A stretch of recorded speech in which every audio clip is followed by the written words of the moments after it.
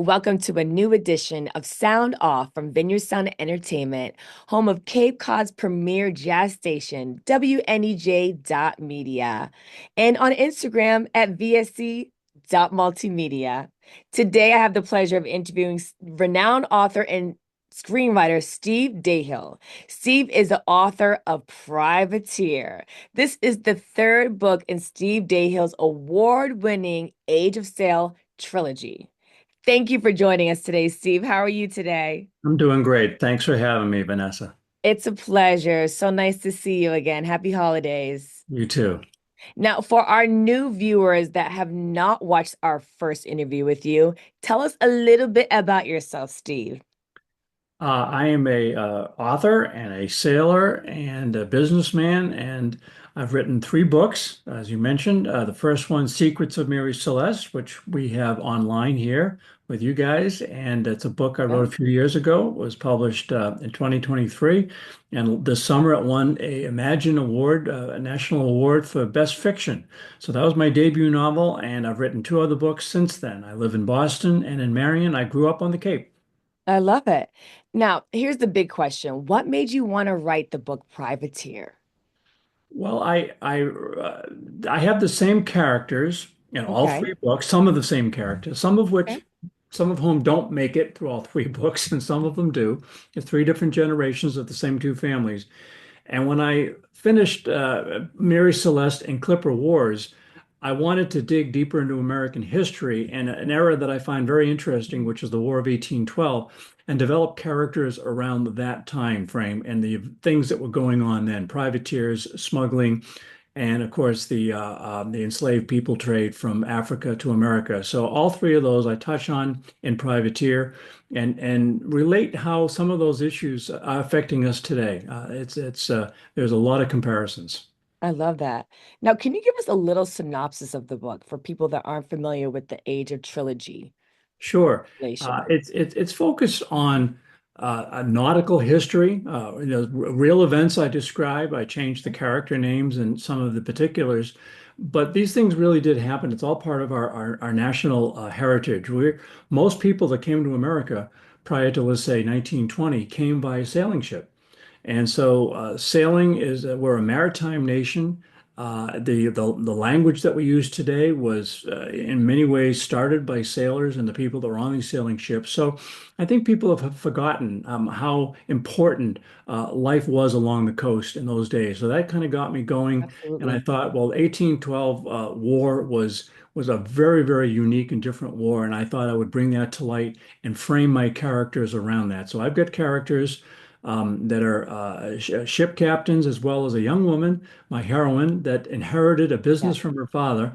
And what she didn't know was that her father was in debt to some traders that were trying to separate in a coup the northern part of the United States from the rest of the country. And that almost really happened. A lot of people have never heard that story.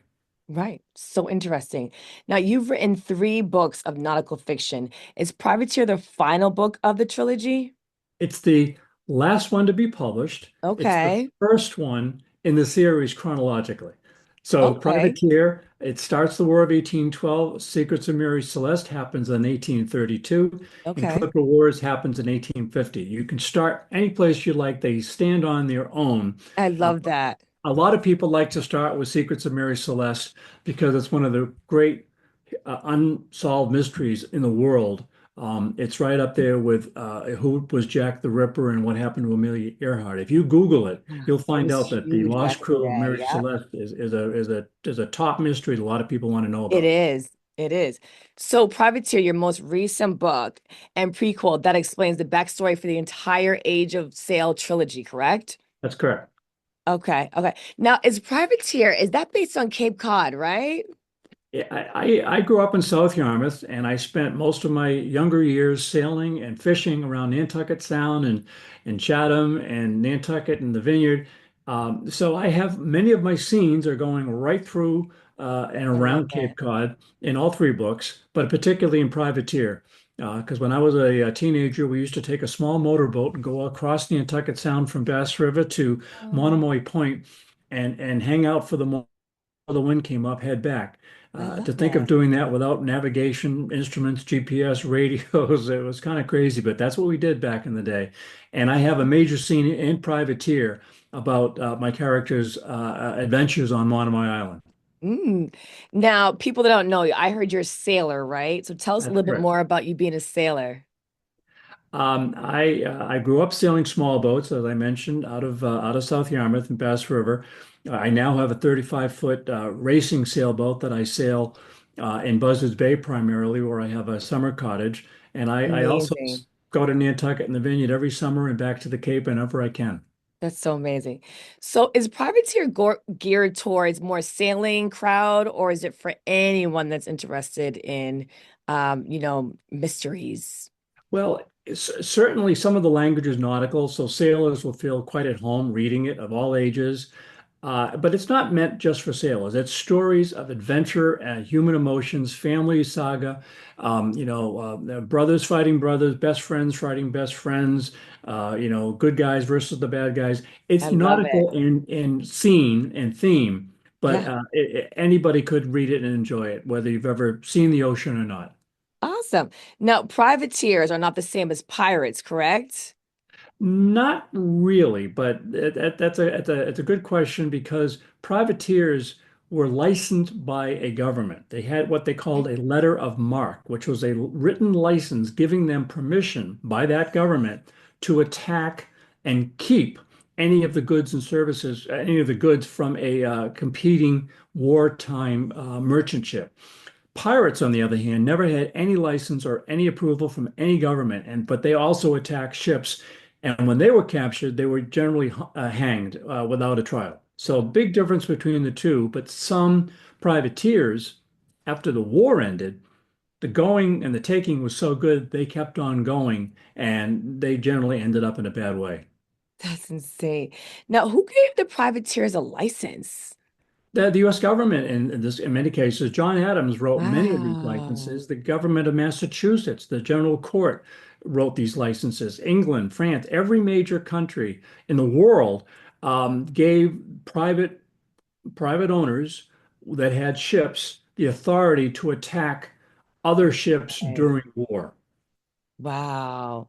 And the pirates didn't have a license, correct? Is that They correct? didn't they didn't have a license. Piracy was rampant, right up through the 19th century. It's still rampant today in certain parts of the world. But some of the characters did both. But there's a big distinction Okay. between privateers, which were sent out by the government to harm an enemy that they were at war with, versus just out for themselves. So I'll repeat again. So your debut novel won an award, right? The Age of That, Trilogy? that's correct. That's correct. That's Uh, amazing. That's the amazing. Secrets of Mary Celeste, and Secrets of Mary Celeste. That's one of my favorites. I have read that and I have my copy and I appreciate it. I have my privateer right here copy. I appreciate the copy. It's, so far I'm just so excited about it. It's such an amazing novel. So what's next? I mean, is this going to be a movie? What are the next plans for you, Steve?